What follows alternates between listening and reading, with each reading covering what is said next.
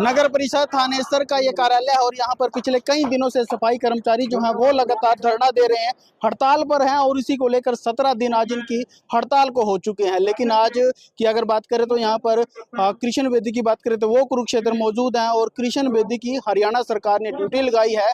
जो सफाई कर्मचारी उनकी राज्य कमेटी से बैठक की जाएगी, समझौते की जो बातचीत है वो आज कुरुक्षेत्र में होगी। फिलहाल सफाई कर्मचारी के जो राज्य प्रधान है, तमाम कमेटी जो है वो कुरुक्षेत्र पहुंची है। फिलहाल आपको बता दें कि अब 12 बजे का जो समय है वो बैठक का रखा गया है। उससे पहले जो कमेटी के राज्य प्रधान हैं और तमाम जो कार्यकारिणी है वो यहाँ कुरुक्षेत्र अपने सफाई कर्मचारियों के बीच पहुंची है और आप तस्वीरें देख सकते हैं, भारी संख्या में जो सफाई कर्मचारी है वो यहाँ पहुंचे हैं।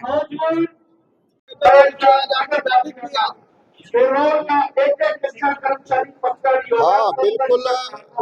आज कुरुक्षेत्र जिमखाना कलम में हरियाणा के कैबिनेट मिनिस्टर कृष्ण बेदी जी वो हमसे बात करना चाहते हैं और इस बैठक में अधिकारी भी उपस्थित रहेंगे, ऐसी हमारे को सूचना है। मैं हरियाणा प्रदेश की जनता से अपील करना चाहूँगा कि आज 17 दिन हड़ताल को हो गए और पिछले मई से अगस्त तक इन 4 महीनों में हम दूसरी बार हड़ताल पर हैं। मैं मानता हूं कि शहरों में गंदगी फैली है, आम आदमी को परेशानी है, लेकिन 17 दिन की गंदगी से लोग परेशान हैं। हम वर्षों से इस गंदगी को साफ करने के बाद भी अपने जीवन को बेहतर नहीं बना पा रहे हैं। इसका कारण है सरकारों द्वारा सफाई कर्मचारियों का शोषण। अगर हम वर्तमान सरकार की बात करते हैं तो सरकार को 12.5 साल हरियाणा में सत्ता में बैठे हो गए।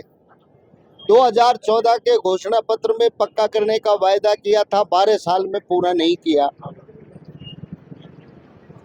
30 जून 2022 को ठेका खत्म कर दिया। आज ग्रुप और डी और सी का कर्मचारी आपको कहीं ठेके में नहीं मिलेगा, लेकिन सफाई कर्मचारियों का ठेका खत्म नहीं किया। उनका ठेकेदार खून चूस रहे हैं। 4,000, 5,000, 7,000, 8,000 तनख्वाह, समय पर तनख्वाह नहीं, 6-6 महीने तनख्वाह नहीं देते। ESI EPF का लाभ नहीं मिलता। सफाई कर्मचारी बीमार हो जाए तो वो तड़प करके बगैर इलाज के मर जाता है और सैकड़ों कर्मचारी 60 वर्ष की आयु पूर्ण करने पर रिटायर हो गए, खाली हाथ चले गए हैं। जो पालिका रोल पर लगे थे, मौत उनकी हो गई है। उनके परिवार को कोई किसी तरीके का सर्विस बेनिफिट, रिटायरमेंट बेनिफिट या एसग्रेशिया का लाभ नहीं मिलता।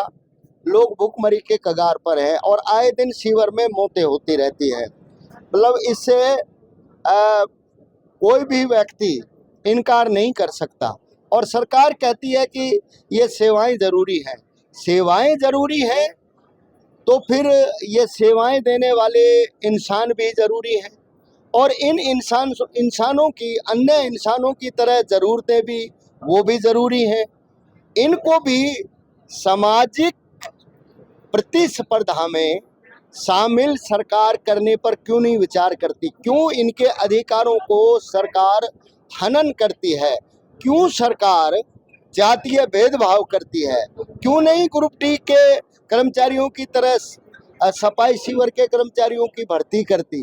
क्यों नहीं सरकार इनका ठेका खत्म करती? क्यों नहीं इनसे किए हुए 12 साल पहले के वायदे को पूरा करते हुए पक्का करती? मैं साफ कहूँगा, इन 3 बातों पर सरकार को पूरा करना पड़ेगा, पक्का करना पड़ेगा, ठेका खत्म करना पड़ेगा और पक्की भर्ती करनी पड़ेगी।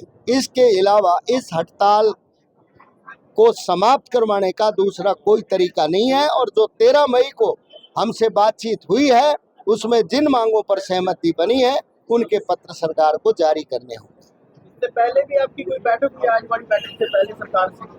देखिए, 13 मई के बाद में ये 6ठी-7वीं बैठक है और लगातार हमारा सरकार के सामने बिल्कुल स्पष्टता से ये रुख है कि हम ठेका प्रथा में नौकरी नहीं करेंगे, कच्ची नौकरी नहीं करेंगे और अन्य लोगों की तरह हमारे भी नौजवान बच्चों को पक्का रोजगार का अवसर दिया जाना चाहिए। मीटिंग बैठक लगातार आज बड़ी मीटिंग में लगता है आपको समझौता बनेगा, फैक्ट्री बढ़ पाएगी?